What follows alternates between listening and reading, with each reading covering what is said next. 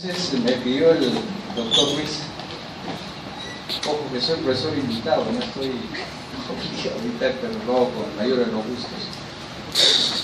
El tema de fiebre pasa porque antiguamente la fiebre era una de las características más importantes dentro de la clínica del paciente. Entonces, creo que un paciente podemos diagnosticarle de fiebre tifoidea con temperatura 37 grados. Tiene hepatoesplenomegalia, adenomegalia, diarreas, etc. No puede haber fiebre tifoidea sin fiebre. ¿Entendido? Entonces, cuando usted plantea un diagnóstico, no puede decir porque tiene fiebre tifoidea o fiebre alta si no tiene fiebre. ¿Quedó claro? Entonces vamos a analizar qué pasa con la fiebre.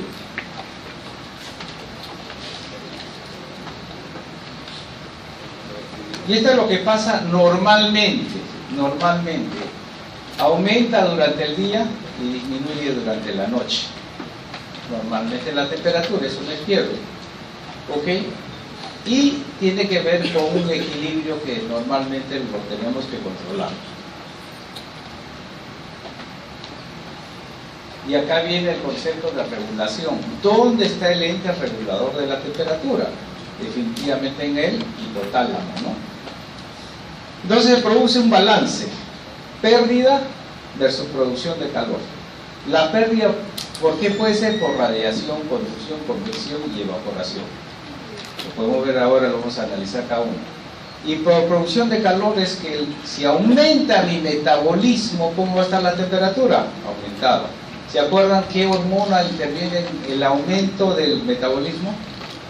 Las hormonas tiroideas. En hipertiroidismo puede haber incremento de temperatura. ¿Ok? Actividad muscular, es decir, cualquiera de ustedes se pone a correr y tómese la temperatura para ver cómo sube la temperatura.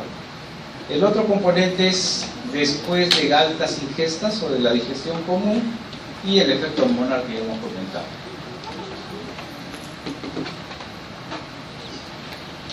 Y estos son los mecanismos de la pérdida del calor. Si efectivamente se van a un baño sauna o están a 40 grados, va a producirse la evaporación, ¿no? El otro mecanismo es por ondas de calor, temperatura de 60, 70 grados. Las otras por convección. Y el último por contacto con objetos. ¿Cómo lo ven ustedes? Esto es muy simple. Cuando usted está sentado, se levanta, ¿no está caliente? Sí, pues eso es una pérdida normal que es. Y el organismo tiene que tratar de compensar. ¿Dónde está el centro regulador de la temperatura? En los núcleos preópticos del hipotálamo. ¿Ya? Son los núcleos preópticos que tienen que ver muchísimo con la regulación de la temperatura. Entonces la temperatura lleva un ciclo, lo que se llama un ciclo o un ritmo circadiano. Habíamos dicho que en el día aumenta y en la tarde baja, ¿no? Vean ustedes, entre las 16 horas y 20 horas podemos llegar hasta 38 grados. Y no quiere decir que tiene fiebre, ni febrícula. ¿Sí? Normal. Y entre las 2 y 4 de la madrugada, 37 grados. Entonces, esta variación se llama variación bicameral y es de 0.6 a 1 grado. Ok, tenemos esos cambios de temperatura regularmente, se llama el ritmo circadiano. ¿Tendrá que ver la edad? Sí, tiene que ver la temperatura también con la edad.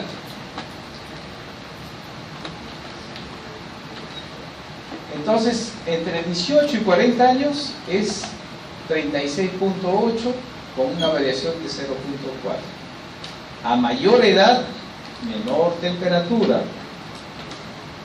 Sí, ahí están sus abuelitos dicen, oye, pásame la chopa, ¿no? Está haciendo calor, pues, pásame la chopa, porque tiene frío. Por la regulación de la temperatura. Y los bebés, ¿se acuerdan ustedes? 2, 3 añitos, botan la frazada, la chompa, la mamá los vuelve a envolver, igualito botan. ¿Por qué? Está aumentada la temperatura, ¿no? ¿Cómo se puede medir la temperatura? En forma oral, rectal, axilar y vaginal. ¿De dónde se produce calor? Se produce calor de la combustión de alimentos. ¿Se acuerdan ustedes? ¿Cómo se llama la producción de calor? ¿Cómo se llama? Endotérmica. Tenemos fuentes externas, sistema orgánico. ¿Cuánto de calor producimos respirando? Y por la circulación, 20%. ¿Cuánto producimos, entre comillas, pensando? 10%. Desarrollo del músculo, caminando en las actividades, 20%. Aunque no crean, el 50% de la temperatura es generada por vísceras abdominales. ¿Quedó claro entonces? Por eso que cuando un paciente tiene una infección llamado apendicitis, lo primero que va a hacer es incrementarse la temperatura. ¿Cómo podemos medir? Con termómetros que pueden ser acústicos, digitales y de mercurio. A nivel de Europa está prohibido el uso del mercurio. El mercurio nunca se degrada, o sea, permanece de por vida, y lo más peligroso es que al caer al suelo pasa el subsuelo y contamina toda el agua, etcétera, etcétera.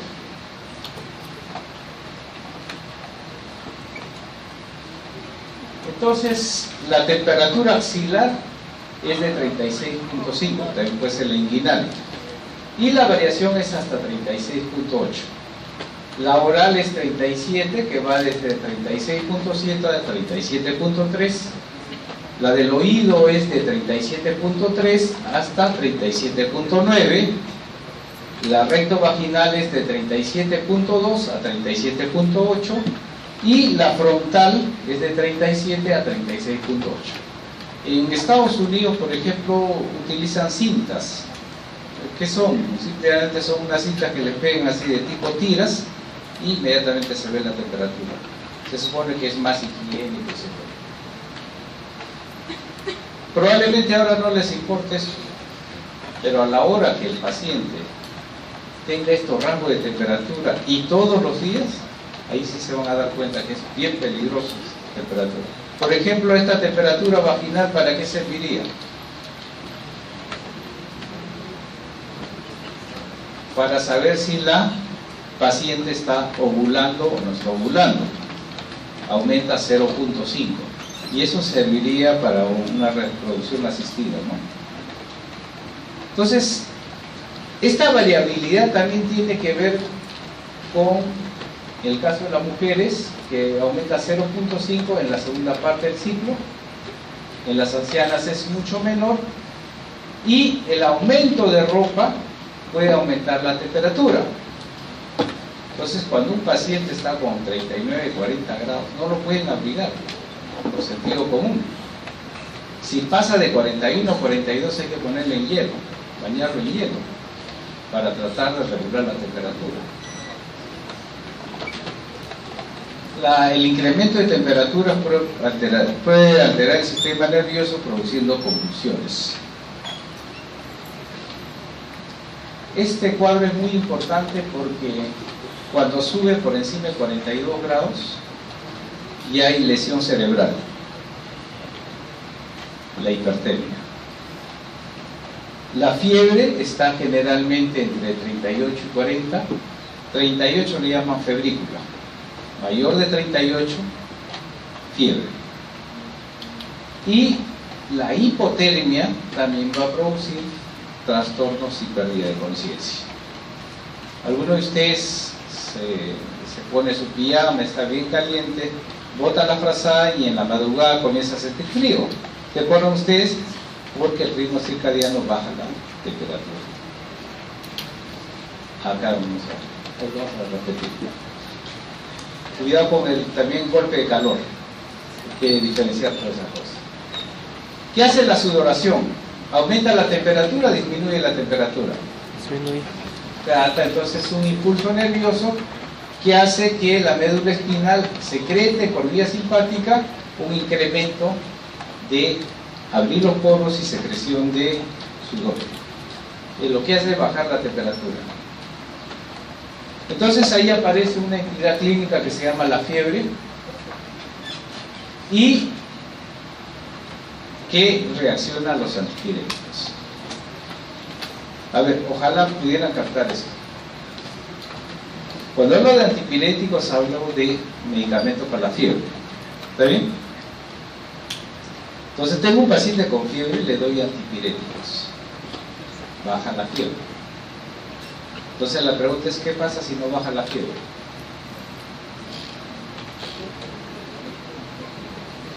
¿Qué podría pasar? La primera, y es un buen ejercicio, en vez de darle antipiréticos le dan antihistamínicos, y después de darle los antihistamínicos la temperatura baja. Probablemente el diagnóstico de cáncer todavía. Cuando hablamos de fiebres de origen desconocido, no responden a antipiréticos. ¿Ok?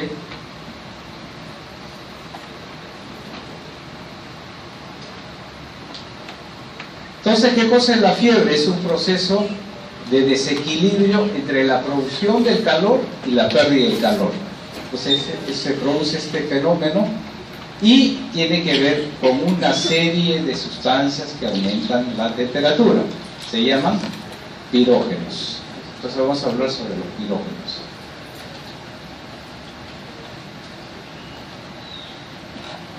¿Un tumor del hipotálamo puede aumentar la temperatura? ¿Cierto o no?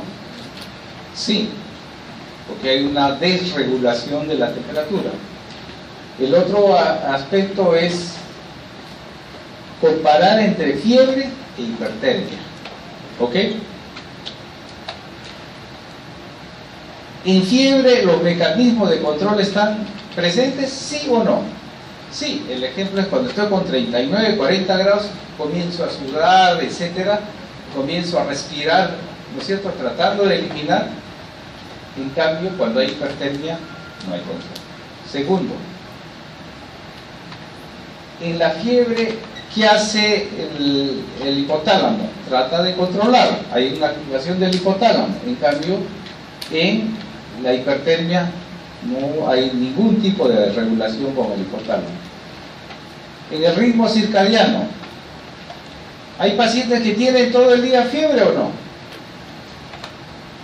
O sea, en la mañana hay fiebre, se llama fiebre matutina. Hay personas que tienen fiebre en la tarde, se llama vespertina. Y hay pacientes que tienen fiebre en la noche, fiebre nocturna. Y tiene mucho de importancia para el cuadro clínico. A esto, en el caso de fiebre, ¿son efectivos los antipiréticos? Sí. En el caso de hipertermia, no. La sudoración. Como es una reacción de respuesta porque el mecanismo de control está presente, lo que va a producir es sudoración. En cambio, el otro ya hay descontrol. Clásicamente, la fiebre es de origen infeccioso y la hipertermia no tiene por liberación de citoquinas, etc. ¿Qué cosa puede producir hipertermia?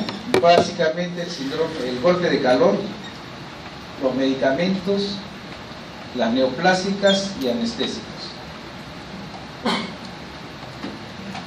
¿Qué cosa es febrícula? Mayor de 37.5 y menor de 38. ¿Ya? Ese es el rango.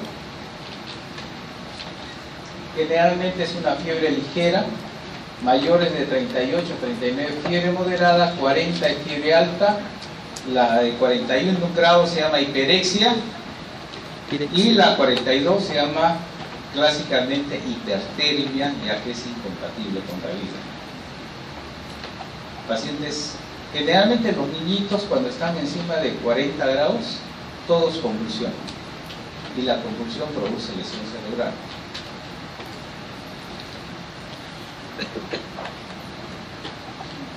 Entonces, ¿qué cosa es hipertermia? Es aumento de la temperatura corporal que supera la capacidad reguladora del organismo. Hiperpirexia, que es mayor de 41, 42 grados, que eso ya es incompatible con la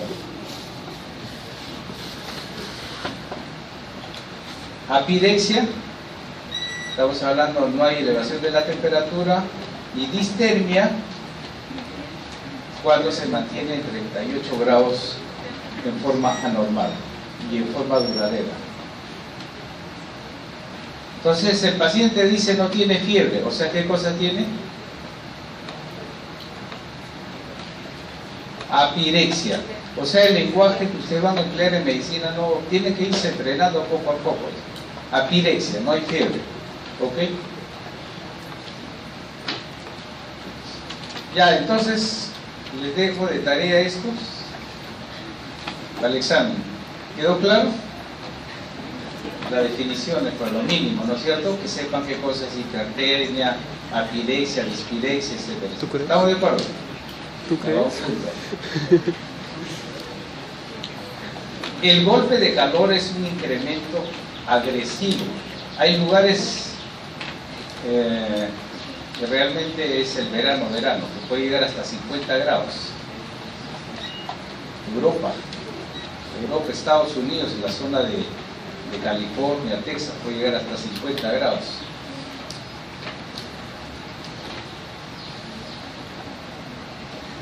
Entonces, en la fiebre clásicamente de origen infeccioso puede producirse por pirógenos, si es infeccioso, por exógenos o pirógenos en el caso de producción interna, pirógenos endógenos, y tiene que ver con el factor necrótico y con una serie de citoquinas que intervienen en la producción de la fiebre.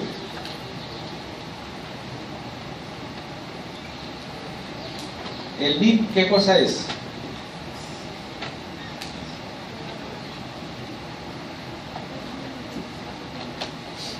Vamos, es una citoquina.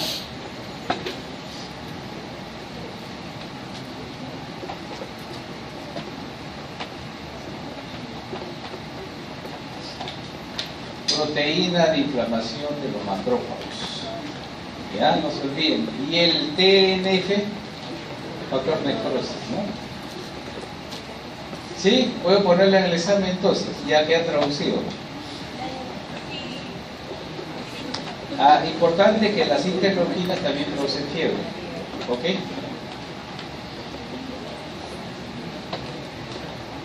Entonces, ¿qué pasa con la fiebre? Primero tenemos que hay una liberación de interleuquinas, eso activa el hipotálamo, se produce prostaglandinas, se produce una activación del centro vasomotor, activación de los nervios simpáticos, vasoconstricción cutánea y disipación del calor. Fiebre. En fiebre hay taquipnia. ¿Qué cosa es taquipnia? Aumento de la frecuencia, pero es un mecanismo compensador. ¿Se acuerdan ustedes? Para tratar de eliminar la temperatura. Normalmente en la fiebre, cuando hay taquipnia, aumenta la frecuencia cardíaca, ¿cierto o no? ¿Qué dicen? Sí. Sí, aumenta el pulso. ¿Se acuerdan ustedes? Si ustedes quieren saber básicamente si un paciente está infectado y se la pasa como ese doctor de la televisión, es muy simple. Ustedes van, se acercan, le dan la mano, le cogen el pulso, con la mano ya sintieron el calor. ¿Estamos de acuerdo? La temperatura. El aumento de la frecuencia en el pulso, taquipnia, va a producir que ya tiene temperatura. ¿Quedó claro? Y si dice que tiene diarreas, podemos plantear una fiebre de origen tifoidea. ¿Cuál es la característica de esto? En fiebre tifoidea, apúntense, lo graben como quieren, hay bradisquimia. Disminuye el pulso. ¿Quedó claro entonces? Característica, el paciente está con aumento de la temperatura de la piel y la frecuencia del pulso está disminuida. Diagnóstico excelente, ¿no? Clínico, muy simple. Así que tiene que dar la mano a los pacientes. ¿Qué cosas son estos pirógenos? Si son de tipo patógenos, van a ser producidos por los agentes bacterianos. Por eso se llaman pirógenos exógenos. Los pirógenos pueden ser, como hemos visto, de dos tipos, endógenos y exógenos. Los endógenos hemos visto las citoquinas, a ver, repitiendo, uno de ellos.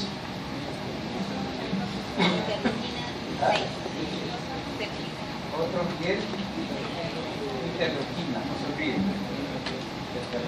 Y los exógenos tenemos las membranas de las bacterias, que son lipopolisacáridos, peptidoglucanos, enterotoxinas, ácido lipoproteico, etc.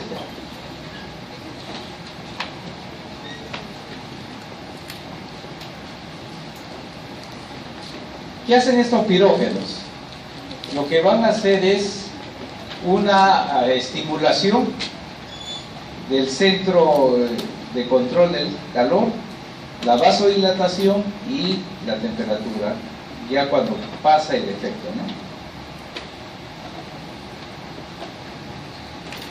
Síndrome, ¿qué cosa es síndrome? Conjunto de signos y síntomas que señalan aparentemente una enfermedad. O sea, no es enfermedad. ¿La anemia es una enfermedad? No, es un síndrome. Entonces, igualito con la fiebre, habrá un síndrome. ¿Ya? La fiebre no es enfermedad. ¿Signo o síntoma? Síntoma. No, sí, signo. Entonces, signo y síntoma a la vez. ¿Estamos de acuerdo? Y eso entonces genera que hay una serie de entidades clínicas que dan fiebre, por eso se llama síndrome. Entonces un síndrome puede ser lo que se llama sistémica o de origen séptica, de agresión traumática, etc. Hay pacientes que tienen hemorragias por traumatismo y van a ser cuadros febriles, no necesariamente.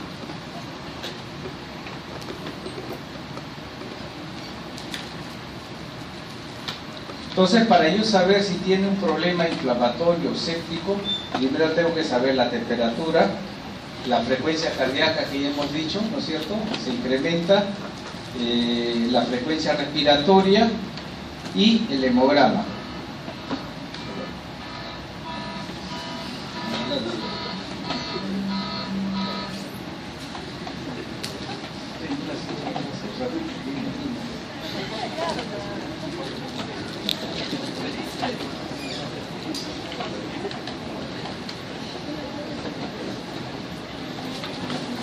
Por eso no deben tener hijos.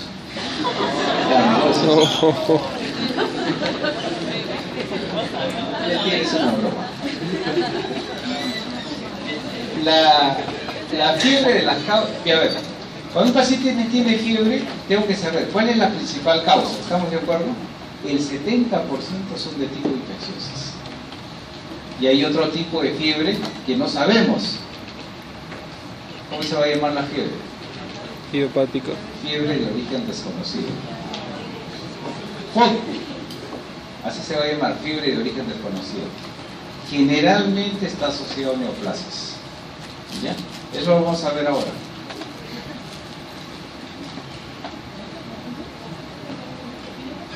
Entonces, el origen de la fiebre puede ser inflamatorias, necróticas, tumores, metabólicas. Dentro de las inflamatorias tenemos por agentes físico-biológicos autoinmunidad. Ejemplo de autoinmunidad que produce fiebre: lupus eritematoso. Fiebre, el paciente no se sabe, lupus. De necrosis, pacientes que hacen anemias hemolíticas o infarto del miocardio. Dentro de lo que son tumores tenemos trastornos hematológicos, leucemias, pacientes que son de origen tumoral. Y metabólicas tenemos la porfiria y la gota, que son muy interesantes porque eso van a dar cuadros clínicos ya de otro origen. Generalmente, como hemos visto, también puede haber una fiebre de origen central. Un tumor del hipotálamo puede producir una fiebre. Las inflamatorias y el FOD. fiebre de origen desconocido. ¿Ya? No se olviden.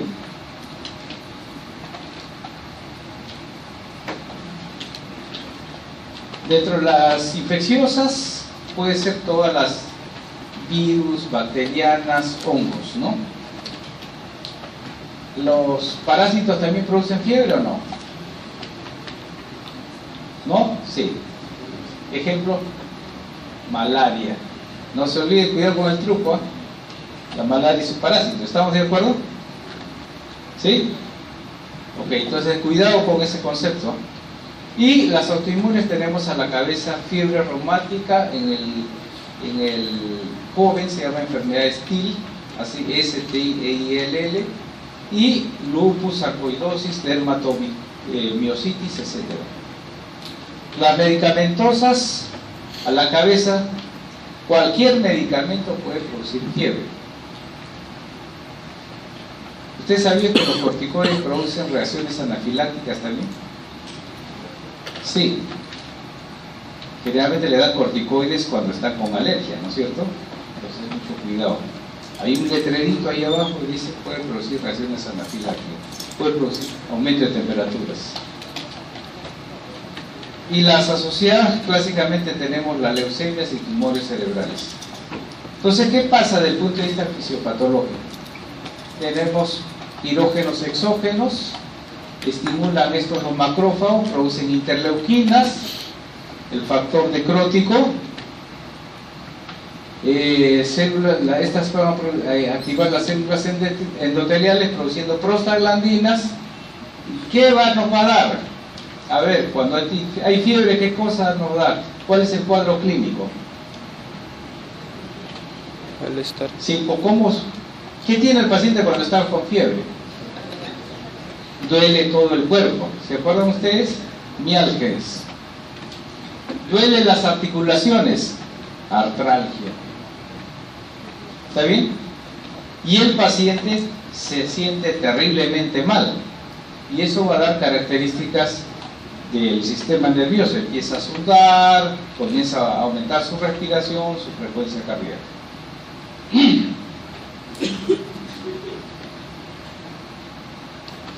La fiebre tiene varios procesos. Primero asciende,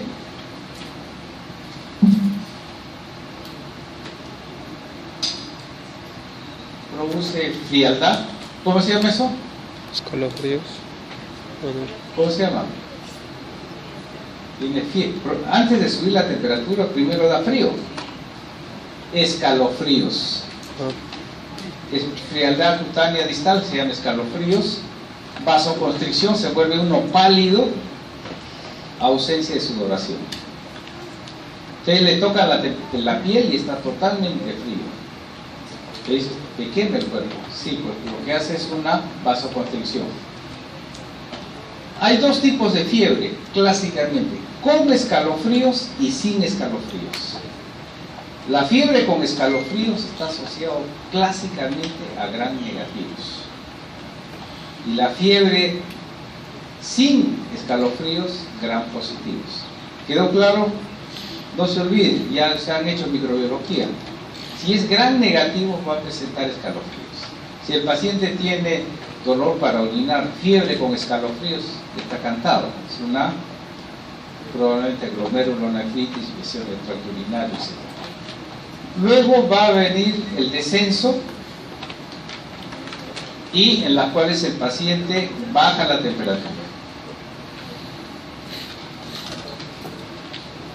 Sí, vasodilatación periférica. Entonces esa vasodilatación periférica, ¿qué va a producir? Vamos.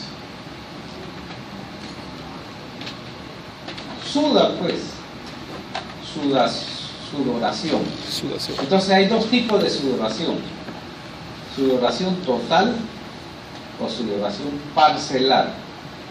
¿Qué cosa es sudoración total? Todo el cuerpo está mojado. ¿Se acuerdan ustedes? Está bañado en agua. Y si es sudoración parcelar, es generalmente torácica.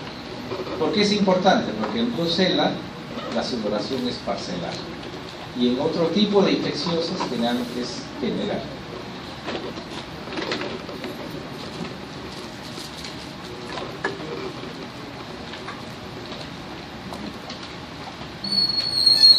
¿Qué hacen los pirógenos endógenos?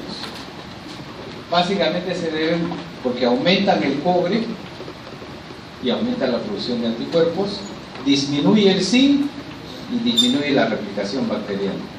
Estos son los efectos mecánicos, bioquímicos que se producen a este nivel.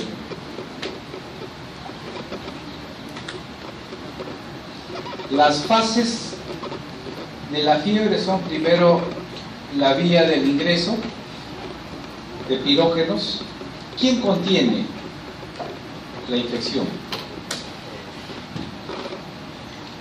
La boca y las fosas nasales. ¿Quién controla todo eso? ¿Quién evita que nos enfermemos? El anillo de Waldeyer, ¿se acuerdan ustedes? No, los amígdalas. Pues mire, el anillo de Waldeyer, adenoides, palatinas, tubáricas, todo lo que son amígdalas. Esa es la primera parte del ingreso. La segunda son la presencia de macrófagos que fagocitan, producción de interleuquinas y luego la activación de prostaglandina.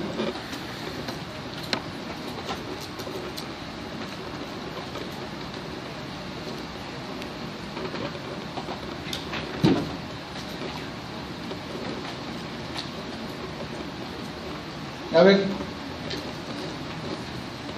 ¿qué hacen las prostaglandinas? Estoy hablando para la fiebre. La prostaglandina E2.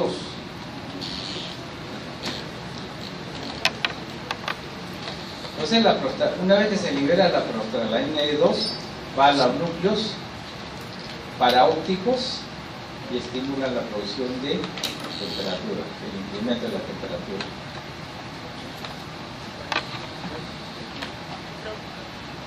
Sin embargo, también hay aumento de temperaturas que no tienen nada que ver con las citoquinas. Por ejemplo, el golpe de calor. Si ya no tengo la capacidad de regular, o sea, no voy a sudar, no voy a aumentar mi frecuencia, lo que voy a producir es hipertermia. Es otra de las características llamadas golpe de calor.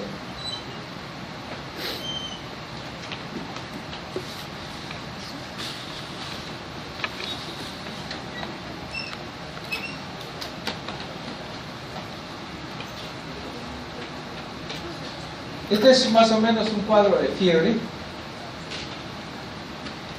Doctor, pero tengo fiebre, pues. Le toman la temperatura y está sin fiebre, ¿no?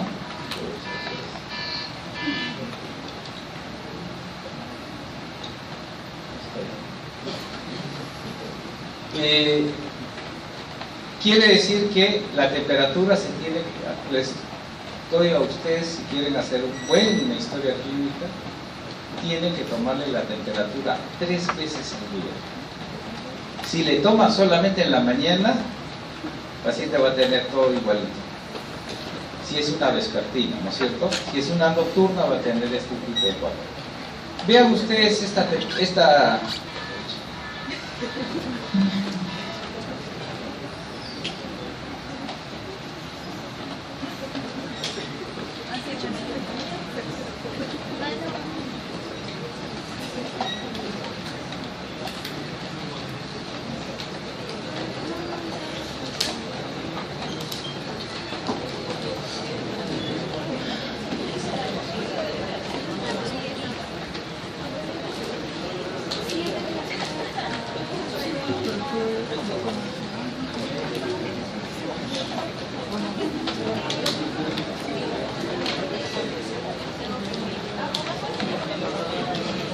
Listo, ya está apagado ya. Vean ustedes esta temperatura. Esta fiebre es de origen, se llama de tipo meseta, en las cuales la temperatura, si bien es cierto, sube, pero se mantiene a un nivel. Recién baja y vuelve a repetirse haciendo mesetas. Entonces, las fiebres, del punto de vista clínico,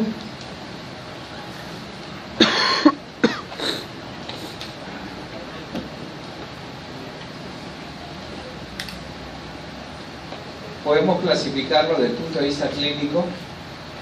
¿Cuándo hacen semiología? ¿El próximo año o este año?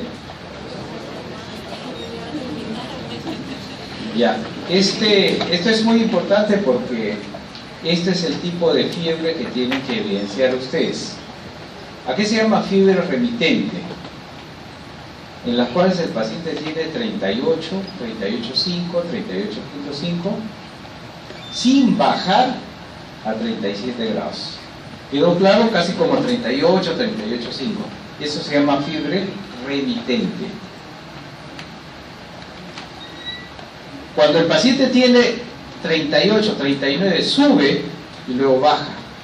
2 días más, sube y baja, se llama fiebre intermitente. Cuando la temperatura hace, digamos, una temperatura de 39, 38 y cae, ¿se acuerdan de la meseta anterior? Y vuelve a hacer otra meseta, fiebre recurrente. Y hay otro tipo de fiebre que se llama de fiebre ondulante, en las cuales son intervalos de febrícula, es decir, 39, normal, 39, normal, son de tipo ondulante. ¿Por qué es importante todo lo que les estoy diciendo?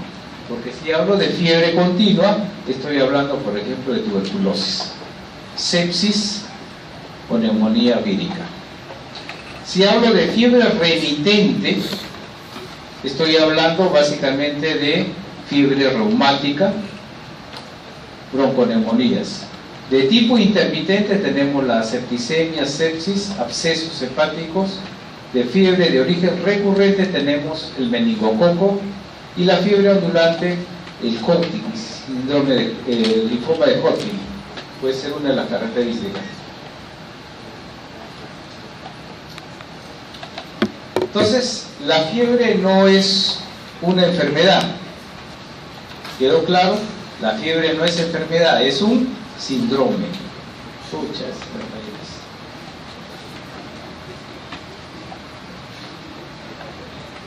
¿Por qué se caracteriza la fiebre? Porque va a producir taquimnia. ¿Se acuerdan ustedes? Aumento de la frecuencia respiratoria. Produce cefalea, dolor de cabeza, rubor facial, malestar general. Puede haber o no puede haber escalofríos, como habíamos quedado. Puede haber delirio, sudoración, dolores articulares, musculares, aumento del metabolismo, aumento de las hormonas tiroideas, sed, oliguria, lengua sabular, facies febriles, y puede haber inclusive soplos, que le llaman soplos históricos funcionales. ¿Qué cosa es la hipertermia? Si tenemos un caso de un paciente joven sin antecedentes, no ha hecho ejercicio, sin alguna alteración cardíaca, sin estar tomando tranquilizantes mayores ni anestesia, la primera posibilidad es anfetaminas, cocaína, ketamina, LSD. ¿Quedó claro? Es un signo de alarma que van a ver ustedes en las emergencias. Y esto a cada rato se observa en las emergencias. O sea, la cocaína produce hipertermia, ¿no? ¿Cómo sabemos que está asociado a procesos infecciosos? Es muy simple, lo que hago es un hemograma. Si está infectado, ¿cómo están los leucocitos? Aumentados. Los neutrófilos, incrementados. ¿En qué casos va a haber leucocitos bajos? Leucopenia. Linfopenia viral. Leucopenia infecciosa con leucopenia. Estoy asociando con la clase anterior. Tiene fiebre, leucopenia y es de origen infeccioso. Fiebre tifoidea. Generalmente en fiebre tifoidea no hay leucocitosis, sino hay leucopenia. Ya no se olviden de eso. Las granulaciones tóxicas es un criterio. Habíamos dicho los cuerpos de Dole, ¿se acuerdan? La velocidad de segmentación. A ver, los bebés, cuando están infectados, los recién nacidos, no hacen fiebre. ¿Y cómo yo sé si está infectado o no? Vamos.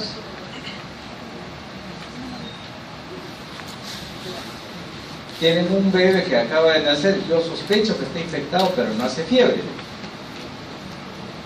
¿Cómo? Todo está malestar, pero no tiene fiebre. El hemograma pueden encontrar o no neutrofilia, puede estar en 10.800. Entonces, solamente como para dato de ustedes, cuando hay un proceso infeccioso en un recién nacido, lo que es el PCR es un indicador del proceso infeccioso. No se olviden de recién nacidos. Es obvio que si está infectado también podría ser un hemocultivo, ¿no? Hay otra enfermedad que se llama la enfermedad de Felder-Epstein, que es un periodo de fiebre de 3 a 10 días, desaparece la fiebre y vuelve a ser el cuadro más que se presenta con frecuencia este tipo es en la enfermedad de Hodgkin, la de origen tumoral. FOD, pregunta de examen. ¿Qué cosa es el FOD? Ok. No se sabe ni infeccioso, medicamentosa, ni tumoral, nada. Generalmente son enfermedades inflamatorias no infecciosas y neoplasias. Generalmente están entre el 5 al 10% de todas las fiebres.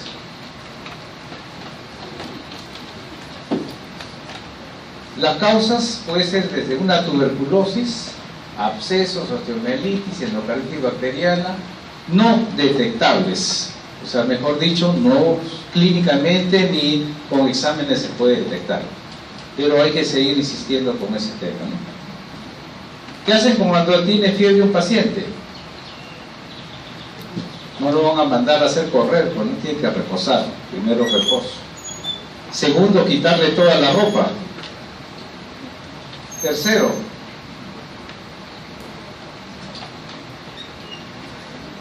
¿qué cree que va a pasar cuando un bebé está con fiebre o un niño está con fiebre y usted le dice quítele la ropa? ¿Qué él quiere que le va a decir el familiar del paciente?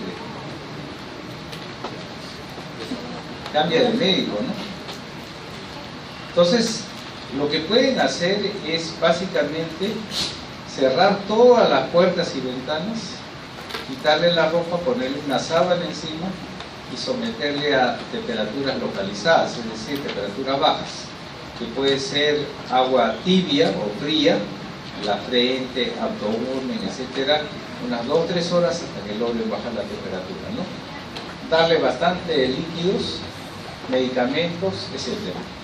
Pero si tienen un bebé que está vomitando con fiebre, no recibe nada y hay que hacer por medios físicos bajar la temperatura.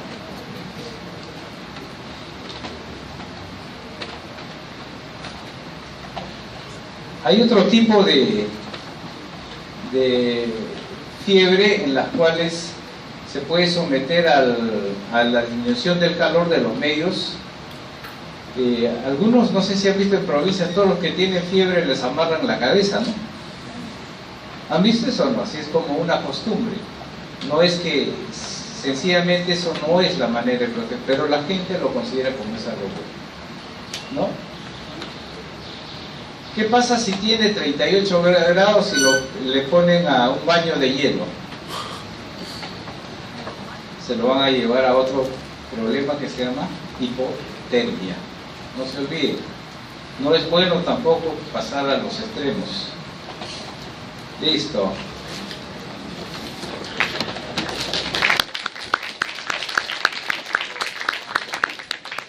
Les doy las 4 preguntas, depende de ustedes. ¿Por qué han venido? La primera pregunta es los factores que intervienen en los pirógenos. ¿Sí? Ya perdieron ya. La segunda pregunta está asociado a síndromes, o sea, cuadro clínico de fiebre. ¿Está bien? La tercera pregunta es muy simple. ¿Los leucocitos producen fiebre? Ya ves, ahí está. ¿Producen fiebre o no producen los leucocitos? Ya. Y una última pregunta, es muy simple. La fisiopatología de la fiebre asociado a procesos inflamatorios. O sea, es la suma de los dos. Listo, nos vemos.